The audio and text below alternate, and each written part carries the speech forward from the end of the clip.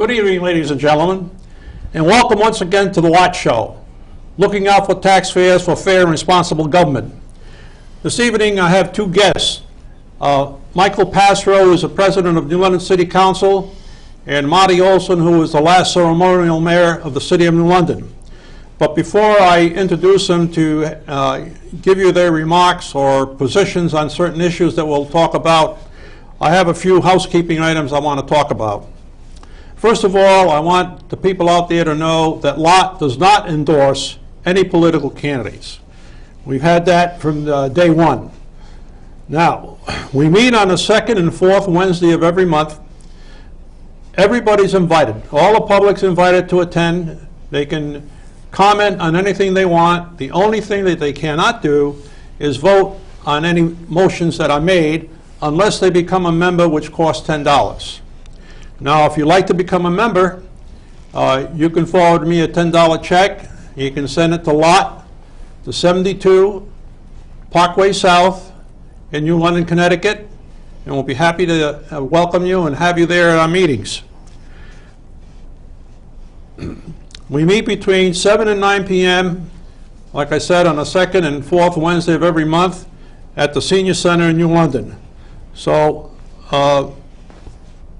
now next, we are having an indoor yard sale on September 13 and 14 from 9 to 3 p.m. at 133 Bank Street. That's where the old Jason's Furniture Store used to be. We shall be selling lamps, tables, chairs, headboards, and I don't know about the mattresses. So somebody says they've been re-sanitized and we can sell. I don't know about that, but they'll be there. And we also have got spaces that we sell. It's $25 for 2 tables that you'll be able to have with your items on there. If you're interested in getting a spot in there, you can call me at 860-443-1144, or you can call our co-chairperson Diane at 860-443-3715, and we like to have that done by the 10th of the month, which I believe is next Tuesday, because we need time to get set up and what have you. On September 28th, just let me remind you that there's plenty of parking behind the furniture store in the Golden Street, I think it's Golden Street parking lot, but you know where I'm talking about. It's in behind all those buildings here. Now, on Saturday, September 28th, we're holding our annual picnic at Riverside Park from 1 to 4 p.m. The rain date shall be September 29th. Admission will be $10 per person. We shall have a variety of items for consumption, and there'll be non-alcoholic beverages.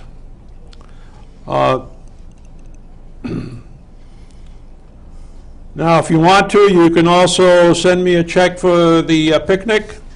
Again, it's LOT 72 Parkway South in New London, Connecticut. I'm going to introduce the guests to express why the voters should vote for them first. I want to give them their opening remarks. And I didn't pick anyone in particular to start. So what I'm going to do, let's see, LMNOP. I'll start with Marty, MOP. So Marty Olson, you're first. Come first in the alphabet.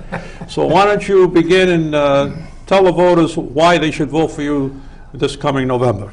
Well, for starters, Jim, I want to thank you and LOT for the opportunity to come on tonight. And you're welcome. I'm actually very pleased to be able to share the stage with my good friend Michael Passero. Mike and I have gone back a long time. We shared a lifeguard stand on Ocean Beach when we were teenagers.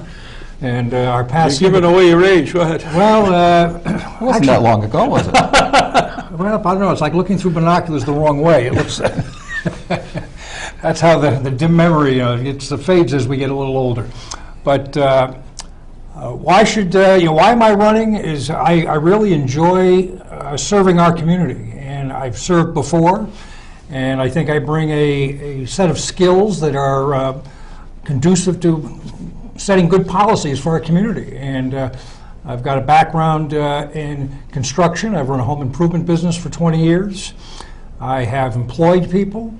I have a bachelor's degree in economics with a government minor from Conn College and an MBA from Rensselaer. So, I mean, I've got, I think, a good educational background as well as on the job experience as a counselor and as the last ceremonial mayor of the City of New London. I've been doing this over 20 years, on and off. Okay. So I think it's important. I've been very active in the Kiwanis Club for 25 years and had many, many leadership positions at many different levels, including as governor of the New England District of Kiwanis. So I think I'm prepared myself to serve. And I really enjoy the opportunity to try to solve our problems in the community. I mean, and we've got real issues in the city, and we don't need to fabricate anything. I mean, we've got things that need to be addressed, and working together, I think we can solve. We can solve our problems. Contention is very difficult. It's hard to solve things from a negative. You need to get people working together and having a positive. So I'll turn it over to Mike. No. Or you can turn it over to Mike. No. Or do you want to ask me a question? I just have a question for you. You're talking about helping the city. What issues are you talking about? Issues. What issues do you think you would want to tackle to try to do things better for the city? Okay. I think, quite frankly, that our new government has not been performing optimally.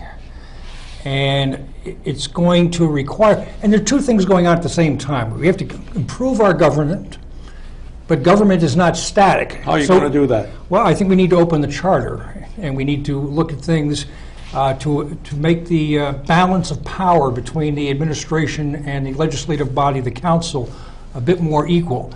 I think the mayor has got significantly, in some instances he's taken it, and in some instances I think the council has given it, but he's taken too much power. I mean, I don't think we voted for the mayor to have absolute control of the community. And I think that the council needs to take a more proactive role and not be kind of reacting to the issues of the day. And that can only be addressed through charter revision. I think via ordinances that, they can be changed week to week almost. Yes, they can. By just a majority vote. And what happens when they're not adhered to? And we've got a good example just recently with the ordinances with the canine units. Right. Now the council has, for the first time in this term, stood up and vetoed, rejected the mayor. The mayor has, his veto was overridden by the council. Correct. And the million-dollar question is, what's going to happen if the mayor doesn't implement what the council's asked? And Good what can he question. do about it? Good question. And I suspect he's going to do nothing. Well, I don't we'll think see. he's going to implement it. We'll see. Mike? And Mike can answer that one. Well, I don't know if we can, but Mike, it's your turn. Go ahead. Oh, first of all, I want to thank you for having me on the show. You're welcome. And it's a pleasure to be here. Marty brought up lifeguarding, and I suppose my interest in local government really began there, working under Tony Perro. And I used to sit on a lifeguard stand with this guy, and we dreamed about the day we'd be running the city and how we'd do it better. Well, he was the mayor 2 years ago, and I've been the city council, the council president for 2 years, and we'll let the people decide whether we're doing it any better. But it is an honor to really be able to serve in an elected position in a community that you've grown up in and loved in all your life. And I could have lived my life anywhere I chose. I'm a professional. I worked hard, and I have a successful law practice and a law degree, and I really could have done anything I wanted with my life. But unfortunately, or fortunately, however you look at it, I was born in New London, and I have just never been able to, I've never found anything else anywhere else that I wanted to be but New London. So I admire Marty for his lifelong interest in serving and running for public office. He really enjoys the campaign trail. I've always, I've admired him for that, but I've always, in my heart, I've always said, you can have it, and he'll tell you this. Probably the summer that I ended up running, little did I know I was going to end up running, he was asking me why I wouldn't run. Do you remember that conversation in your driveway? And, Yeah. and I told him, quite frankly, is, you know, over my dead body, I would never do that. I didn't realize what was going to happen later that month of July. But I got to say that it's, you know, getting elected and having the chance to serve, I've really enjoyed it. And I don't see myself doing it, you know, as a career. I think I'm just passing through. I'm completing 4 years. I have no problem doing another 2 years, and I'd be honored to serve again. I think I have the skills that the community needs right now. I do disagree with Marty on some issues, but I understand that, you know, it's the campaign season, and so there's a certain amount of rhetoric that even my good, honest friend Marty Olson's going to throw around. But I think that the council, this has been, you know, it's really especially an exciting time to serve, because if you think about it, you know, this change for the first time in over 100 years of having elected a strong mayor, and you can agree or disagree with the person who's in there. But I believe the system is better. I believe the system's an improvement. I believe the system's democratic. And I believe that what people portray as, you know, a rough patch for us as we got started, I believe that's just healthy democracy. That's healthy debate. Did you ever see any of that with the city manager? You didn't, because everything's going on behind closed doors. You don't know what's going on. Nobody knows what's going on. And now I think it's more of what democracy is supposed to be. And it's not always ugly. I mean, not always pretty. It can be ugly, and that's, I think that's healthy to a degree. So it's exciting. I mean, the council and the administration are setting precedents on how we're going to conduct our affairs going forward. So these first 2 years have been very important, and I think the council has established the precedents that we need to establish. And you've just got to go back and look at the history and see how everything's progressed. You know, the council's given a budget right out of the box with a 20% increase. Did the council accept that? No, the council heard the people. And we passed the budget with a 5% increase. But, you know, in that vein, Marty, And we had to, and we, you know, and we did. Our budget was vetoed, and the council overrode the veto. So, you know, both of the vetoes have been overridden by this council. Mm-hmm. So I think, with all due respect, you know, to Marty, he has to give the council credit for fulfilling their role, you know, as the legislative body in this city. What people have to understand is that we are just that. We're the legislative body. We're not the executive. The chief elected officer of this city is the mayor. He's the CEO. He runs the business of the city. We meet on the first Monday and the third Monday of the month, and we rule by council, by a body. Right. He operates daily, Right. and he only answers to himself. Right. He can get up in the morning, look in the mirror, and decide what action he's going to take, and he can take it by 9 o'clock. If you're legislating from a council, you know, as part of a council, things take longer. And you have to build consensus, and you have to get agreement, and it's a different process. And I'm really enjoying the council process. Now, one question I have, I know you've been talking about it, and saying how you looked at the will of the people. And one of our pet peeves, and when I say one of our pet peeves, By the way, that's a mine. sense. I have no knowledge of. All right, well, I'm going to explain something to you. You have knowledge of what I'm going to explain to you. The thing is, it's in the charter. And what happened last year with the budget referendum, I think is a disgrace.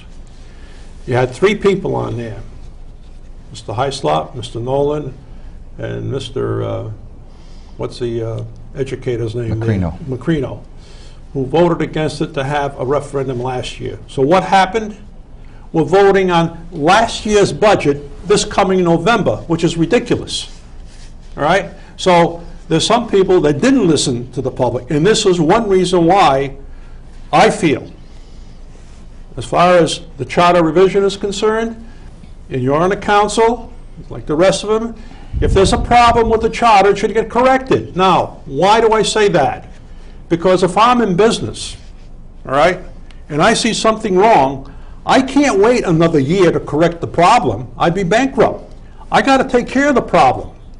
Just like you're driving a car. If you're going down the road and you get a flat tire, you're not going to say, well, I want to leave it there, come back next year and fix the flat tire. You're going to fix the flat tire so you keep going, right? I was actually on my way to a show on Channel 26 when I got a flat tire 2 weeks ago. There you go. And it was 5 minutes to 7, and I had to be here at 7, and I actually did leave the car. And went back to take care of the flat tire. But with all due respect to the three that didn't go along with it, Well, if I they can- followed the charter. And this is why I say, I'm not necessarily disagreeing with you, but there's a couple of issues there that I think are important to point out. Number one, the charter was followed to a T there. Yes. If you don't get a supermajority to set a date, That's correct. then it defaults to the next election. I know. That's And what I'm so- saying. But I think people, you should admire your elected officials if they vote their conscience. And I believed every member of the council voted their conscience on that issue. There was a disagreement. In theory, if you remember, the disagreement was over, and this has been long-standing. This problem transcends a number of charter revision commissions, none of which addressed the issue. There were previous court cases on this. The issue is, once you use 25% of the budget, Correct. can you still go out to referendum? And the legal opinion in the city has been consistent under the city manager form of government, under this new administration, that no, you can't. And if you remember, and I had to oppose this, because I read the charter differently. Right. The charter has nothing in there. I didn't mention that you were against it. No, but not as far as setting the date too, Yeah. but, it's just that problem has existed for a long time. It's nothing new for But it this should be council. corrected. That's what I'm getting at, Well, Mike. I don't know why charter revision commissions don't correct it. Well, I'm going to tell you why. Because when I was on the Charter Revision Commission, the council ordered us to look at just certain issues and set Which, a of course, they don't deadline. have the power to do. That's right. And set a deadline as to when we had to report back to them. And there is no way, the deadlines that the council sets for a Charter Revision Commission to go back to them and change everything they want in the charter to be on time if they give us that small window of maybe a couple of months. So if the charter Right? revision. So why has don't never- they go and give them the whole year in order to do the job right and get it over with? If the charter revision process has never been the panacea that people believe it's now, why would you think it's going to be again? Why would you think that this process is going to be the panacea that saves all? Maybe not, but let's correct the problems that are wrong. I can't disagree with you. Okay. I just don't believe you can be doing charter revision every 2 years, every 3 years. I think you've got to take and work with the rules you have and see how they work. The issues with the referendum, I think, are the only ones that, I think that issue is the only one that really, really is intractable. But it's nothing new. It's been intractable. And all I'm saying, it should have been corrected then. It should have been, but Right. I can't, And you there's no can't reason- guarantee me that a charter revision commission that's seated tomorrow is going to solve the problem the next time they bring a revision to the council. No, but if Other communities- if they're directed to look at that issue, and they got to come back with something, and the years that I know, the council can go and do anything they want with it, That's right. all right? So, for example, like I explained to you earlier, I wanted an elected Board of Finance, 7-member elected Board of Finance. And when I served on it, and they said, okay, because I gave them the 4-year term of mayor instead of the 2-year term that I wanted, and in retrospect, I think I was right, because if the mayor, this particular mayor was only here 2 years, he'd be running again now. But we don't have that privilege. And the thing is, when the next charter revision came in, the council directed them to put a 7-member elected Board of Finance on the agenda so they could vote on it. And what did they do? They go and pull it again. So, it's a no-win situation. It's the council again. And this is why I told you before, I don't like serving on boards or commissions in the city, because we have no authority except planning and zoning, the assessors board, and the Zoning Board of Appeals. not zoning board, that's in with planning. The other one is the ethics board. I mean, they have the final say. The rest of them, the council can go and do anything they want. I served on a board, and I was called into the council chamber, and I was dressed up and down, because I was the chairman. And I got dressed up and down. What are you doing? Well, what have we got the board for? If you don't want me, then I'll go home. And I did. And I said, you know what? I don't need this problem. I don't need these headaches. I'm trying to help the city. And we were trying to do something to benefit the city. But evidently they didn't like it. All right? And so as long as the council's and the boss, you can't say anything. So why have these commissions? Why? Because the state requires you to have them. And that's why they're there. All right? Just like you got the Port Authority now. What can they do? There's only 2 members left on the Port Authority. Nobody's been reappointed. That's the mayor's appointment. I know that, but what I'm saying is, what good is it? Right? It's a non-functional board. No matter what they try to do, they can't do it. Okay. Now, next. One of our issues is, and I spoke to you, Mike, about it, and I'm going to bring it up again tonight, is that the Coast Guard Academy is building a museum over on the other side of the tracks, which is beautiful. I agree with it. It's the Coast Guard, not the Coast Guard Academy. Well, the Coast Guard Alumni Association, whatever it is. Foundation, okay. They're going to build a museum over there, which is fine. Now, they're going to build the overpass. And at the meeting there, somebody asked the state person, who's going to pay for the maintenance and the security of the overpass? And the answer came back was that the citizens of New London. Now, that's being built on private property, all right? I assume whoever owns that private property is going to have to pay taxes on it, or is that getting tax exempt too, like a lot of other things? I don't know. It's actually, I believe, most of it is being built on the city-owned property that's currently leased to Cross Sound Ferry. Now, I believe the way the process... It's going to be leased to Cross Sound Ferry? No, the property that they're proposing to build a museum on, I'm not sure the footprint is quite big enough. Right. But that property is city-owned and Yes. is currently leased. Yes. Okay, to a Yes. third party. Now, I believe that land is going to have to be transferred to the museum foundation. There's actually a foundation that's going Okay. to own the museum. Fine. Now, I understand your point, and it's not acceptable. I mean, we can't take care of the buildings we're supposed to take care of now. We're building these beautiful schools, we have no plan. I'm glad to for hear that. how the heck we are going to maintain these things. And these latest buildings are quite sophisticated. They're well beyond the capabilities of the city staff to be able to service these sophisticated mechanical systems that are coming with these new buildings. Right. It make your head spin. Now, I'm not an engineer, but it's amazing, and we've had a long history of this. Well, we haven't been able to take care of any of our buildings. We're at the beck and, at the mercy of the annual appropriation process and what gets cut.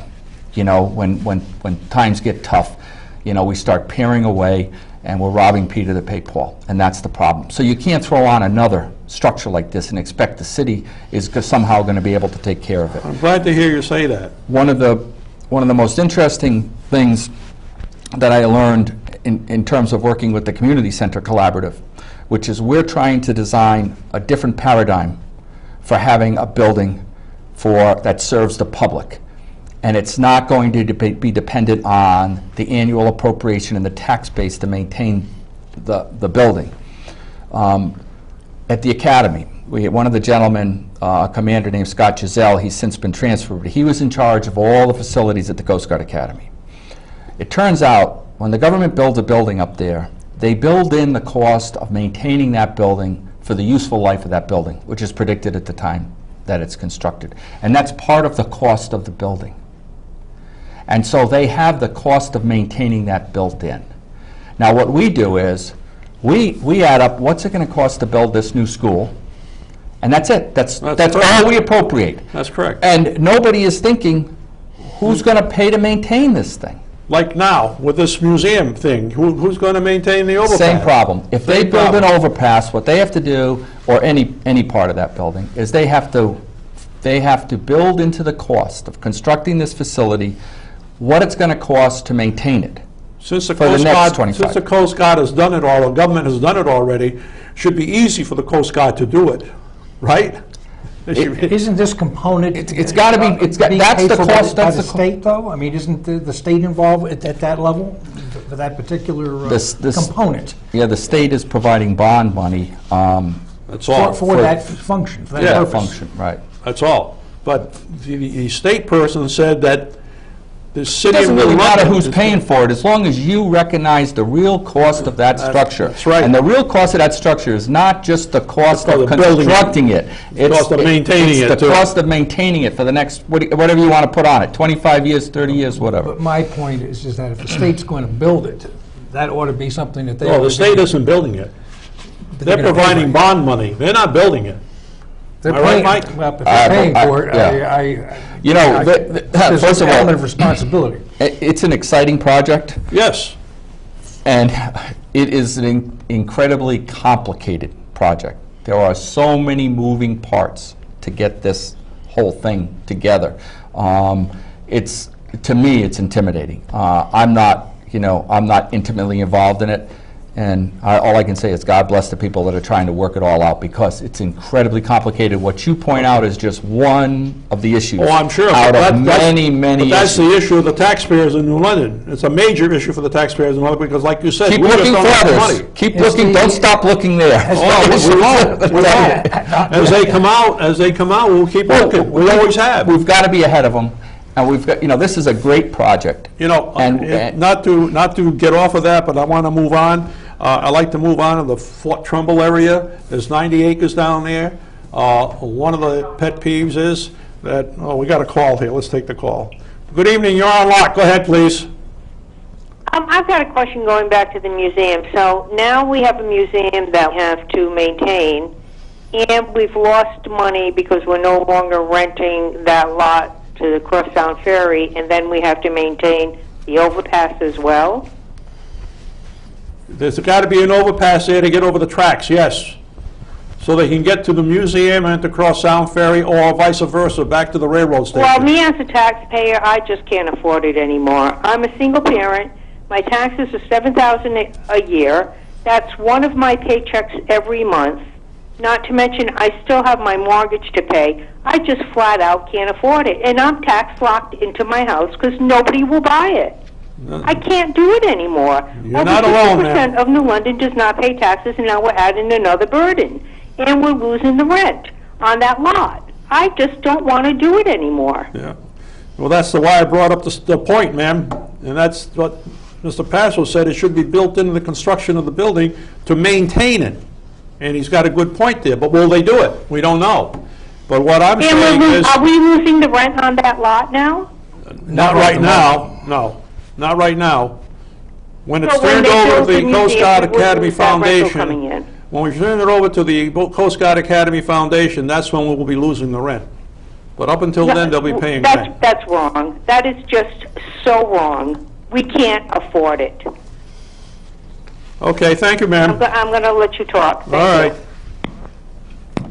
The other thing is Jim, regarding the museum, yeah, I want to ask, has the council received anything from the administration regarding the transfer of the property to the Coast Guard? No, I don't think they're, I mean, that's something that has to be approved by council. correct. I think there's got to be an 824. I think there's quite a few, because it's a municipal piece of land, there's a number of procedures that have to go That's through, right. which you should be familiar with, because they went through them on Riverside Park. We went through that whole exercise very recently. However, I don't think that they're at that point in the process. I think that there's still a lot of preliminary work that has to be done. they're raising money for one thing.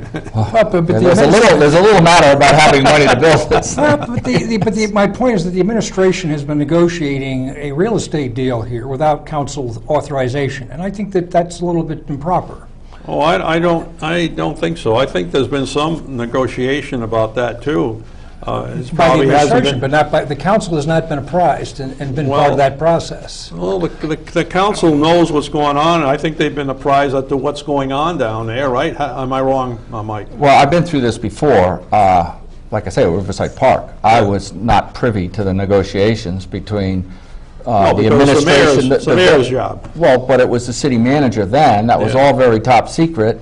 There was negotiations to sell that park between the city manager and the U.S. government, Yeah. the General Services Administration. Right. Remember those people from Washington kept coming up? Right. And at some point in the process, that negotiation produces a contract, at which point the contract has to go to the city council. And then there's other steps along the way. So I'm not sure, I mean, it depends how the administration wants to handle the negotiations and at what point they want to bring the council in on it, but I'm not sure they have a legal obligation to. No, they don't. It just depends, you know, how sure you want to be that you have people on board and that you're building a proper consensus. That's the, you know. One other that's- contention, like I said, we have is of course, the Fort Trumbull land. And I don't know how, but some people that I've spoken to said, well, the state owns it, they got a big debt there, and they want to make sure that they get their money back.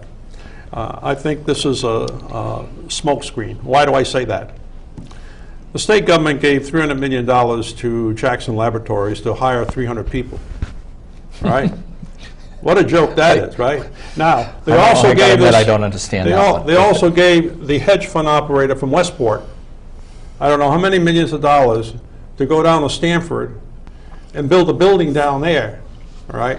And there's really, and what they do, they stretch out the guarantee of when the employees are going, how many employees are going to be hired over the period of time, which to me is a joke, all right? I'll be very honest with you. You got to be specific. Look, I was on a gaming commission, and we had people coming in with their proposals to build tracks and what have you. You know, we scrutinized everything, and we made sure that every I was dotted and every T was crossed, and that they were going to have the money. People came in there, they didn't even have any money, which reminded me of Stillman down here. Still don't know if they have any money, but the city obligated themselves to all this stuff, and what are we going to get? Now, I don't even know where the negotiations are. Last I knew, he was supposed to go in and talk to the Linda Mariani there, and that was like 3 weeks ago, and we still, like you say, we're always left in the dark. We don't know what's going on. And the other thing I heard of, and maybe it's a good reason why the council, I don't know if the council did it or you did it, but they wanted like 20 moorings off of there. We got down here and we got from the government to allow us to put, I think, 25 or 30 moorings over here, and they got to pay for them. Why should we give Stillman or Riverside Construction free moorings? I mean, you gave them the land for nothing. They bought it for $1. They went and, as far as I know, they were going to go get state and federal funds to build it. And I don't know how they ran out of money, but they got a money problem, I understand now. So I don't understand those things, and a lot of other people don't understand it. And the other thing is, if the state can go and give $300 million to Jackson Laboratories, why can't they turn around and give us our land back to us so we can try to do something with it? And you know, the other thing that I'm looking at is that our council should be going after our legislators, which is Senator Stillman and McCauger, and no, I don't think it's McCauger now. Alyssa Wright and Ernie Hewitt. And start hopping on them and say, hey, look, give us our land back. It's 13 years. You haven't done a damn thing. You're not going to. Yeah. How about Norwich Hospital? They went and gave that away. You mean to tell me they can't forgive us on the land down here and give us back our land? Well, it's ours. And what have they done? The other thing have they done, they went and took the land up to State Pier Road. They're going to build a big warehouse, right? And give us pilot money. What have they done up there? Nothing. So, you know, the problem is we're always paying out. And the taxpayers and the citizens are getting tired of it. Believe me, Mike, we're getting tired of it. And we want to see some result. They built the waterfront park down here, almost $20 million. What does it bring in for New London? Zero. Well, don't get me going on that. All right? So, you know, we keep doing these things. Right. And it's got to stop. That's what I'm saying. It's got to stop. And we got to stop fighting and saying, we want this, not what do you need, we'll give it to you. I'm tired of giving. I want to see what we're going to get. Right. I was born and raised here. It's a beautiful city, believe me. I've been all over the world. There's nothing wrong with New London. It's the government that doesn't function properly, in my opinion. Right. All right? And it's time that isn't they it- started functioning, start saying, look, we got to do this. They don't want people like me, I'll be honest with you. Because I'd be a fighter. You don't know me, all right? And one of the things up at where I was, they hated my guts, all right? Because I ran a business up there. And that's how the city should be run, like a business. We should say, this is what we got to take in, this is what we got to get. You don't like it, don't come in here. What good is it? I'm done. Go ahead, take Okay, over. I don't know where to start. Well, I'll start with the easiest. Start any place you want. I'll start with the. Marty, you can start any place you want. I'll start with the easiest issue, which is the moorings. We didn't give the Stillmans anything. Anybody can go. You can go down. You can set a mooring in what's called Columbia Cove. Yeah. You can set a mooring there. It doesn't cost you anything. You fill out a permit. You give it to the harbor master. That's it. That's all there is to it. So it isn't only Stillman, anybody can go down there. Anybody could do it. He just wanted to put a few moorings in there as an incentive to basically to show people that you buy can one of do it. these condos, And you can and put like your Michael bill. Passero, I could buy a condo there, I can have a dinghy right there on that little beach, and my boat can be sitting on a mooring there. So, Hey. and it's a great selling point, that's all. That wasn't a big issue. Well, and it's different, and by the way, those moorings are different than the ones that we were permitted for. Those are transient moorings. Okay. You can't put a boat there for the season. All right. It's strictly transient. Okay. And that's what the permit's for, and it's a different permit. Okay. Okay, so that's the easy issue. Now, Right. I don't believe the state's going to stand in our way if we come up with a new plan for development at Fort Trumbull. I think the issue is, where's the plan? We've got to get the community together. Didn't I give and you one of think- these? Yes, you did. Yes, you did. Did you read it? It's sitting on my desk, yep. It's sitting on your desk. Now listen, Not only before you criticize me for not wait a getting... minute, not only you, but I go back about 8 years, all right? And guess what? Just to give you a quick glimpse, the only person that sat down with one of these people was Rob Pirro. And you know what he told Rob Pirro? He said, what would it cost? He said, well, if you had something that would cost $100,000, it would probably cost the city 10 grand. All right? And these are all professionals. Now, up until 2 years ago, there was only 1,100 members in the entire country, and you can't join. You got to be asked to go in there. All right? So why don't we look at these things? We don't. And this is my point. Now, here's a group, and I know Yale came in. I don't know what kind of, did they give an overall plan of the whole thing, or Yes, just a they- second? No, they did quite a detailed... They did anybody do anything with They're it? still- It they're is. still No, involved. they're still involved, and we're still pursuing it. And that was, this gives So people then you have a that choice to was- go to the state and say, yeah, we got a plan. And why hasn't it been done then? I'm not sure that plan has, well, first of all... It's got to be approved, and it hasn't been approved Well, probably. first of all, yeah, and it's a little tied up with the Stillman deal, which is still on the table. Why should it be on the table? He's forfeit, as far as I'm concerned. You see, that's it. When I was up at the commission, they went out the window. Yeah. No, goodbye, see you later. Do what you Yeah. want to do. It's not that easy, Jim. I mean, Oh, yes, it is. well, if it was, it would have been done. Yeah. And, Do they want to spend millions of dollars to go to court too? I don't think so. Yeah. And what finance company is going to say, oh, you're fighting that case? Well, we'll wait. Well, we need some money to go and fight the case. You want to know something? They won't get a dime. You How want to much, believe me? let me ask you this, how much of the issues that we've had at Fort Trumbull would you attribute to, the national economy, the state economy, over the last, say 5 or 6 years? I mean, it's been a tough, people haven't There's been no question. invested. I'll admit, it's been a no question. It's probably been a tough sell. But on the other hand, we've got to try and be innovative like any other business people are. Oh, absolutely. Innovative to try and do something. Yeah. And this is what I think is lacking, okay? There's no innovation. You're sitting on the side, well, all right, we'll wait and see. This guy, oh, what do you want to do? All right? What kind of, well, can you do this? Can you do that? No. Can you go out and try and get someone to come in and get somebody else? What's your idea? Do we advertise it throughout the country? We got this 90 acres near the water.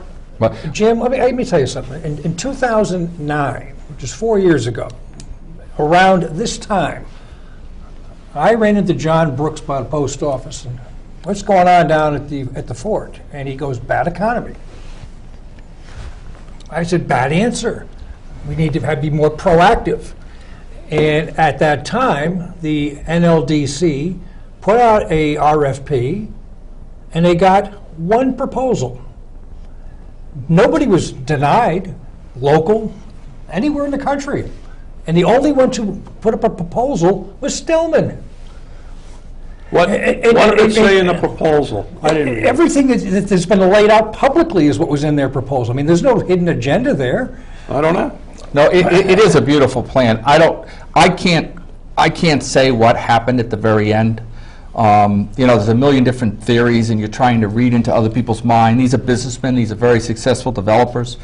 I don't know what went wrong, but it was a great plan. I was sold on it when I heard that they were offered the Corcoran and Jennison plan. And they were told, look, there's already, all the permits been done, $1 million plus have been spent, you can step right into their shoes. And these people looked at that plan and said, that's junk. We wouldn't put our name on it. And they turned around and they spent their own $1 million plus money for engineers and designers, and these people were for real. I'm not sure what happened at the very end, or whether it is the very end, and they might be just trying to, play hardball. But it's a complicated world, out of my league. Yeah. But there are very good people, sophisticated people, working hard for the city now on our behalf to make Well, the best. that's good to hear. That's good to hear. All right. But again, people want, we're getting tired, the taxpayers are getting tired of paying and paying. You're in the same boat, so are you. Oh. And, you just can't do it. The thing is, how much can you go into rents? We got the apartment house. How much can you go into rents? We had 3 empty apartments 2 years in a row, all right, for a long period of time, 7, 8 months. How are you going to survive? The other thing is, though, is Lighthouse Inn. I mean, Lighthouse Inn, beautiful building. Nobody wants it, okay? I believe that you got to have some new zoning down there, but the people around there don't want any new zoning. I mean, a person coming in, saying, hey, what's the zoning? First question, Right. right? And if they don't have any zoning for expansion, they're not interested. And my idea is, and I know it's going to be against a lot of people's grain of salt. Well, you can throw it out there. You're not running for elected office. Well, that's right, I can. I can. What I've always said, it should be like Water's Edge, something like Water's Edge, where they have the restaurant and they have housing, and then, of course, they do have the building there, but the roof leaked through, Oh, and my it's all goodness, gone, yeah. That's forget a about shame, it, yeah. you got to tear it down, but the Do thing you is, think the they have person- enough? Do you think they have enough room there for something like Water's Edge, though? That's I mean, why you what do you got- do about the parking and everything? Well, that's the other thing, and that's why, I can't see it. I think I've told you, I don't know who would want to buy it and put that kind of money into it, because no matter who buys it, even if they buy it for $1 from the city, which probably will be sold for $1, because I don't know what else they can do with it, all right? You're going to go in there and you have to put new plumbing, new wiring, fix everything up on the inside. If you got the lodge over there, you're going to have to probably tear it down and rebuild it, so it'll be a modern building, so people can come in and say, yeah, I want to buy a unit in here. I'm talking about making timeshare or condos out of it. And they say, yeah, I want to be it, but you can't leave it 2-story. All right, and my position is, all these places around town, around the south or wherever they go, or even north or wherever it is, they don't end up with just 2-story buildings. They end up with taller buildings than that. But the people down there in that area will not allow it. They don't want it. And if you want growth, you have to allow it. That's my opinion. And I don't think I'll ever see it. Okay? So, anyhow, what else we got to talk about? What else did I tell you? You haven't grilled Marty enough to suit me. No, I've been grilling both of you guys. Well, Marty, what's your idea of making the city grow? There you go. How much time? Give us your plan. How much time are you going to give him? As much as he wants. Well, we've got about 5 minutes. Oh, you got to, oh, man, are you lucky? Go ahead. The foundation of a strong community is its educational system. And quite frankly, the fact that the state has taken over our education is not a good situation that we're dealing with right now. And to encourage young people to move into New London with children, you need a top-flight educational system. No question about it. And that's an area that we're falling on our sword. And even with the investments that we're making, primarily with state money in new buildings, new elementary schools, new high schools on the horizon, middle school's going to have to be rebuilt or renovated. We're going to end up with all new schools here sooner or later. But the buildings aren't educating the kids. And so that's number one. But number two is public safety. Our community people have got to feel comfortable and safe in their homes and throughout the community. And what's happening currently with our PD is frightening. I agree. The amount of loss of personnel in that department, the lack of morale, leadership vacuum, scary stuff. And that has to be addressed quickly. And that's a very, very important. And it goes back to the mayor. Well, Okay? and the Because council's- what I heard, and I heard it on the council floor by Officer Nolan, that if he wanted to go speak to the chief, he had to go get permission from Finizio first to go talk to him. That's no way to run a department, okay? You got a department head, you got a problem, let him run it. Well, You that's can't micromanage every department in the city. You cannot do it. that And that's what he's doing. but that And I think philosophy that's is- also happening with the finance director, you know, because when he goes before the council, he says, I don't know. What do you mean you don't know? You're the finance director. You should know. You got all the records in front of you. You have to know what's going on. You don't know what's going on? How come you're still a finance director? Jim, if You I know, was- You're smiling, and I mean it. If I- You know, if I was If he serving- was working in private industry, he'd be fired. Who are you kidding? Jim- I don't know? You go to the CEO and say, well, I don't know? Come on, you know. Jim, if I was serving right now, Just- and just the gotta- finance let me director just- was to say, I don't know, I would say, Mr. President, I would like to make a motion to recess until the finance director can come back with the numbers we requested. That'd be 2 weeks from then. It may be whatever it is, but the man should be coming in prepared to I address agree. the issues of the This is day. what I'm talking about, you know? Go ahead. Well, I've expressed my opinion about Mr. Smith before, and I work very closely with him. I think he's probably one of the sharpest people in the state, and he has that reputation for municipal finance. He knows what he's doing. So why Don't are we kid hiring an yourself. outsider to come in and set up the budget? Don't kid yourself. He knows what he's doing. Jeff Smith, though, works for the mayor. That's right. His job is not only to advance. Well, let's see if we can get these calls a minute. I don't know. Go ahead, you're on lock. Hurry up, because we don't have much time.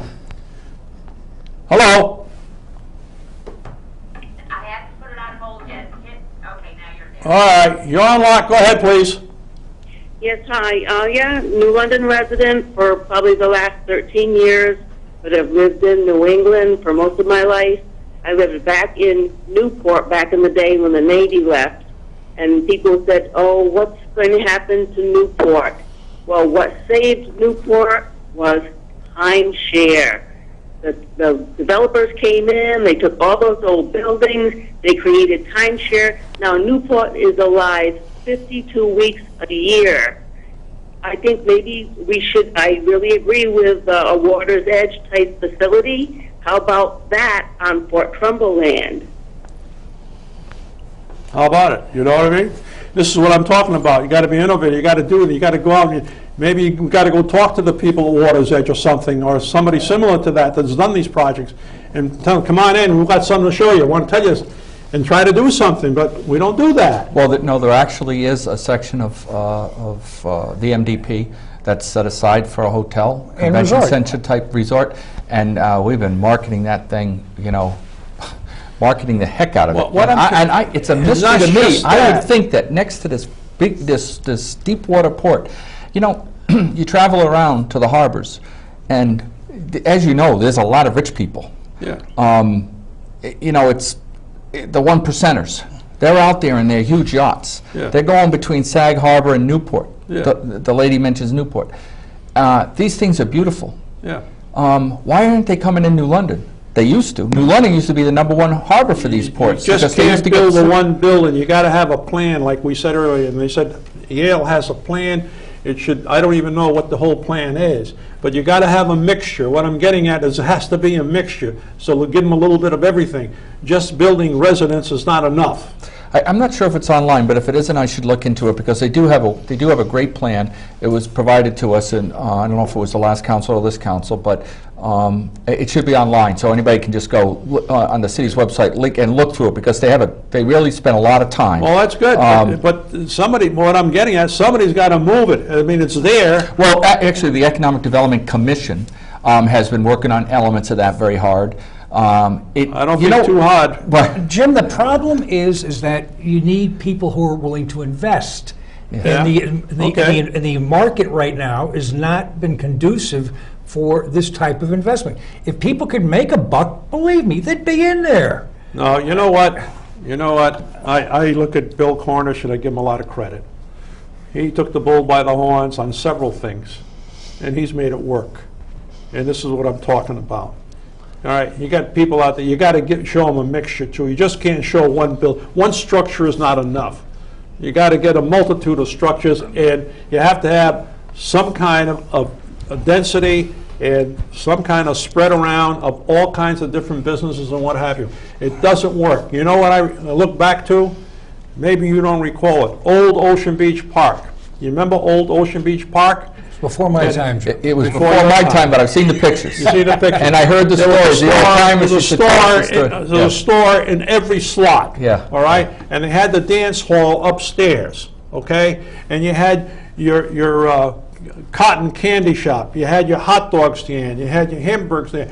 You had your ice cream stand. You had everything. Jack, what do they call it? The popcorn, not popcorn, but Jack, what do they call it? But anyhow, they had all this stuff there, and people flocked down there. All right, we revamped Ocean Beach Park, and what do we got? This is what I'm getting at. It doesn't have that variety. You need a variety. People want to go. Go to Coney Island. Well, I understand it's pretty dead right now, but they're revising it. It's coming back. All right? But this is what has to get done, in my opinion. And you can't do it by saying, yeah, I got a hotel or a motel, and I can't understand why people, they won't come because they don't want just to sit there. They want to be able to get out and walk around, go to this store, go to that store, pick up an ice cream, maybe pick up something else at the drugstore. I don't know, but this is what I'm talking about. We got, what, 1 minute left? Anything you want to say, Mike, before we go off, or? I always Marty? enjoy spending time with Mike, and we debate the issues. We agree more often than we disagree. No, I'm talking about to the public. Well, I think the public should know that. I mean, I think part of good government is knowing that people work together. And, Well- and that's how you build consensus. I agree, but like Mike said earlier, you know, he agrees with some of your views, and you agree Absolutely. with some, but you don't agree all the time, so. No, we don't. But you have to be principled, and you have to Yeah. also know when to give a little bit. You're not going to get the whole loaf all the time. If you Yeah. think you are, you're in the wrong business. No. Anything else, Mike? Government's about compromise, working together, remaining civil, and you know, we all have the same goal. We all want New London to thrive, I succeed. can't agree with all the same goal. Well, Some of them don't. we want New London to prosper and grow and We all and live here. succeed. We have different ideas on how that should happen, and we just have to debate those ideas and hope that the best ones come to the surface. And I think we'll get there. I really do. I hope we do. Thank you very much, folks. Remember, next Friday night, 7 o'clock, listen to Lot. Thank you and good night. Thank you. Thank you. Thanks, Jim. Yeah, I think we had a good night.